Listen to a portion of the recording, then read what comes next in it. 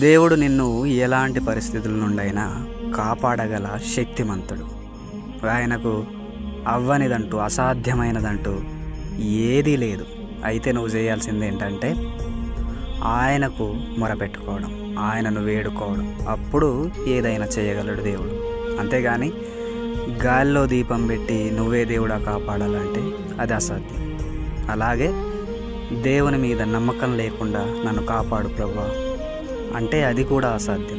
ఎప్పుడైతే నమ్ముట నీ వలనైతే సమస్తము నమ్మువానికి సాధ్యం అన్నట్లుగానే నిన్ను ఏ పరిస్థితుల్లో దేవుడు కాపాడాలంటే నువ్వు నమ్మకాన్ని కలిగి ఉండాలి. అందుకే సుడిగాల్లో అయినా జడివానలో అయినా ఆనాడు భక్తులు దేవునికి మొరపెట్టుకున్నప్పుడు, దేవుణ్ణి వేడుకున్నప్పుడు ఆయన వారికి సమాధానాన్ని ఇచ్చాడు, వారిని కాపాడుతూ వచ్చాడు. అలాంటి కాపుదల నీకు ఈరోజే కావాలంటే దేవుని యందు విశ్వాసం ఉంచు.